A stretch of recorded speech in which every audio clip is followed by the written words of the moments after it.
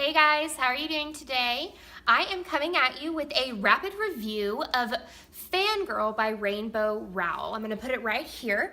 I've actually been reading it through my public library's app, and it's absolutely fantastic being able to just download a book that I want to read.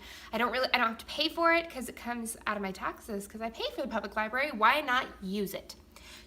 Let's get started. This book is about two twins moving to college. They live in Nebraska. They're moving from Omaha to Lincoln, and it's sort of like a coming of age story. Ren is sort of done being the twin that means that they're always together. She wants to strike out on her own, whereas Cather didn't want anything to change. She wanted to have her sister as her roommate and all of those things. Well, it didn't work out that way.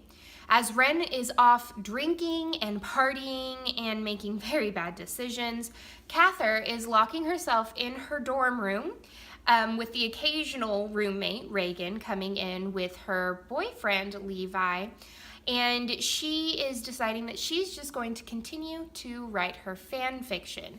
Now, her fan fiction is sort of based off of the world of Harry Potter. It's Simon Snow and his evil roommate, Baz, and she has sort of put it upon herself that she is going to write sort of the last book, the last chapter of the Simon Snow series. And throughout the book, you get quotes from the original Simon Snow story all the way to Cather's interpretation of Simon and Baz being in a relationship and having a deeper connection than what the original author has given her. Now, Cather is sort of a very shy person. I feel like I would sort of be a lot like her if I had gone away for college. She likes staying in the dorm. She doesn't like going out partying. She goes to her classes, gets a 4.0 grade point average, and is very much a person who stays inside of herself. But her roommate, Reagan, has sort of brings her out of her shell and takes her to, the lunchroom, shows her where the lunchroom is, invites her out to parties. Even though Cather says no, she appreciates it. And Reagan has a friend who Cather believes is Reagan's boyfriend, Levi, and he comes all the time. He's constantly talking to Cather, flirting with her. She doesn't notice that he's flirting with her. He's a very good listener. So she decides to read for him The Outsiders by S.E. Hinton. But as she's reading it out loud to him, they start snuggling closer and closer, and you find yourself falling in love with them falling in love. And it's so cute. There's no obscene sex scenes. It feels right. Like the plot moves perfectly. Everything just is smooth.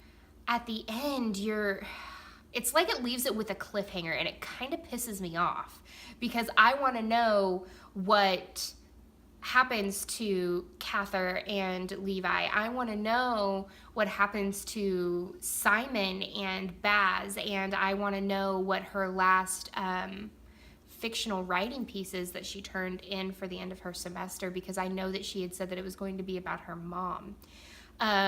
Good news is that Rowell actually wrote a whole entire book based on Simon Snow and Baz's sort of like last hurrah that Cather supposedly written.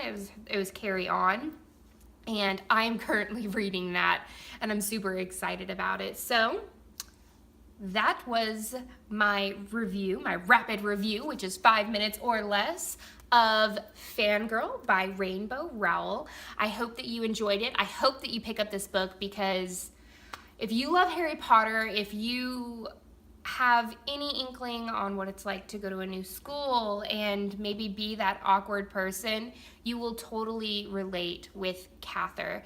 And it's a fantastic book. I'm so glad that I picked it up, and I'm kind of in love now with Rowell. I kind of want to read Eleanor and Park. I want to read, just all of them. If you have any suggestions of books that are like Fangirl, please leave them in the comments down below. I would absolutely love that. And that's the end of this chapter of Courtagonist. I hope that you have an amazing day and continue on reading. Bye.